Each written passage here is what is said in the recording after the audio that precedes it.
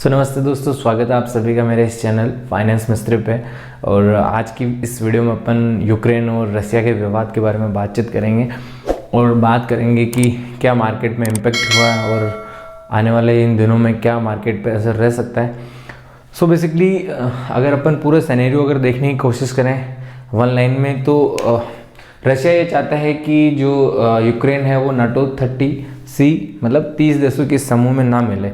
अब इसका रीज़न ये है कि नाटो जो है, मतलब नेटो जो है एक ग्रुप है 31 देशों का, जिसमें अमेरिका और ब्रिटेन और इन जैसे बड़े देश शामिल हैं। जो भी फाइनेंशियल कंडीशन अगर किसी की बुरी हो तो आपस में एक दूसरे को मिला के कूटनीतिक तरीके से, राजनीतिक तरीके से वो आपस में एक दूसरे की सहायता के लिए ये जो ग्रुप बना है, इसमें यूक्रेन भाई साहब वो जाके इसमें मिलना चाहते हैं ताकि रशिया से वो सेफ रह सके। और यूक्रेन एक टाइम पे सोवियत संघ का हिस्सा था। रशिया ये नहीं चाहता है कि वो इस ग्रुप में जाके मिले, क्योंकि रशिया का सर कह सकते हैं आपको, रशिया का जो हेड है वो है यूक्रेन, और यूक्रेन की कूटनीति से मतलब रशिया की पूरी सिक्योरिटी सिस्टम जो गड़बड़ा सकता है। तो इस मामले का जो है विवाद इतना बढ़ चुका है कि दोनों देशों में आपस में तनातनी चालू हो गई और बात युद्ध तक आ नहीं गई, मतलब युद्ध स्टार्ट हो गया है। और यूक्रेन दावा कर रहा है कि हमने इतने उनके एयरक्राफ्ट तबाह कर दिए, 50 सैनिक मार दिए। और इधर रशिया जो है उनके मिलिट्री बेसिस पे और एयर बेसिस पे हमला करके तबाह करने की कोशिश कर रहा है। अब इसमें जो फाइनेंशियल क्राइसिस देखने को मिले पूरे वर्ल्ड में, क्योंकि यार अभी के टाइम पे दुनिया पूरा एक ग्लोबल मार्केट है और जाहिर सी बात है कि अगर मतलब ऐसा कोई बड़ा देश जो है वो इस तरह का एक्शन ले रहा है तो पूरा दुनिया में मतलब फाइनेंशियल क्राइसिस आने का जो खतरा सबसे ज़्यादा हो जाता है, क्योंकि ग्लोबल मार्केट एक दूसरे से आपस में एक साइकिल होता है, लिंक्ड होता है। अब इसमें जो आगे का सीन कुछ ऐसा रहेगा कि अभी तक तो कुछ रूमर्स है और कुछ हकीकत है। इसकी वजह से आज का जो निफ्टी है वो 4.78% गिरावट दर्ज हुई है। और ऐसा ही नहीं, भारत में पूरे वर्ल्ड के सारे जो भी है शेयर मार्केट्स, उनमें काफ़ी ज़्यादा डाउन देखने को मिला है। अब इसमें जो है 3 देशों का मेन इंपॉर्टेंस रहेगी, वो रहेगी अमेरिका, चाइना और हिंदुस्तान की। अब ये जो देश है अमेरिका और चाइना, ये क्लियरली मतलब अपने आप को वो कर चुके हैं, ऑलरेडी ग्रुपिज्म के अंदर जा चुके हैं। अमेरिका है ऑलरेडी नेटो का मतलब ग्रुप हेड है, तो ये जाहिर सी बात है कि यूक्रेन का सहायता करेगा, जो कि इन्होंने ऑफिशियली डिक्लेयर करा नहीं। बट अभी चाइना ने डिक्लेयर कर दिया है कि वो रशिया के साथ में कोई भी सैन्य समझौता करने को, मतलब सैन्य सहायता करने को तैयार है।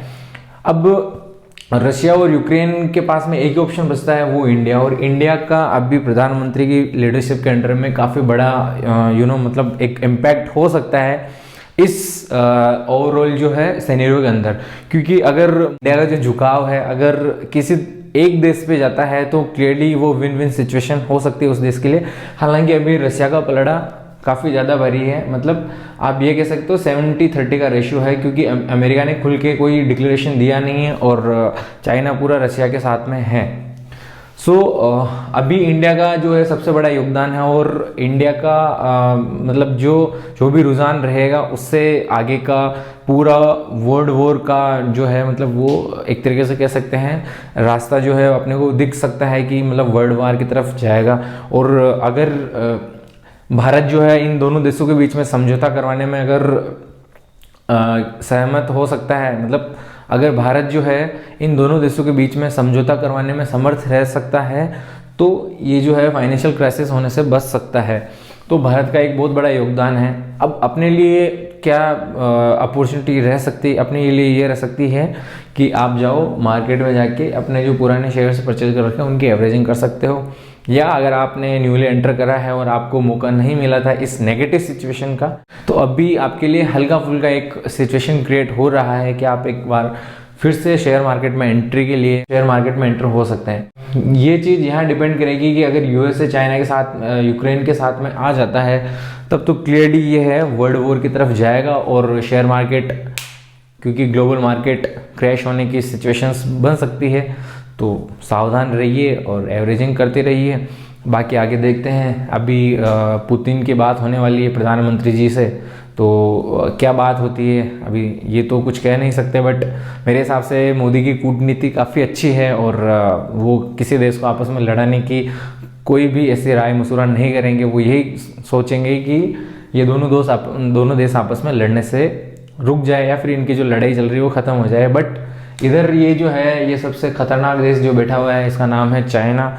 चाइना अपनी कूटनीतिक जो तौर तरीके हैं उनको मतलब पूरे ज़ोर शोर से यहाँ पे इम्प्लीमेंट करेगा और ये चाहेगा कि माहौल बने और उसमें ये अपना रशिया का जो है मन फीका चल रहा था अभी, उसको एकदम गठजोड़ मजबूत कर ले और इंडिया की तरफ दबाव बनाने की कोशिश करेगा और इसमें जो है चमचा पाकिस्तान पूरा सहयोग करेगा।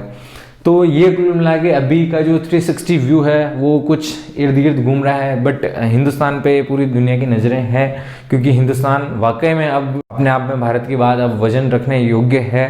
तो भारत काफ़ी अपने आप में कह सकते हैं कि अपना योगदान बड़ी तरीके से रख सकते। भारत के लिए बहुत बड़ी ये जो है सिचुएशन है उसको हैंडल करना, और प्रधानमंत्री की अभी मतलब अपनी ही टीम से मीटिंग चल रही है और ये मीटिंग्स काफ़ी लंबी चल रही है। तो अब देखते क्या होता है। तो फिलहाल के लिए वीडियो में इतना ही, और दोस्तों अगर वीडियो अच्छा लगे तो प्लीज़ आपके अपने चैनल फाइनेंस मिस्त्री को सब्सक्राइब करें और ज़्यादा से ज़्यादा सपोर्ट करें। Thank you so much.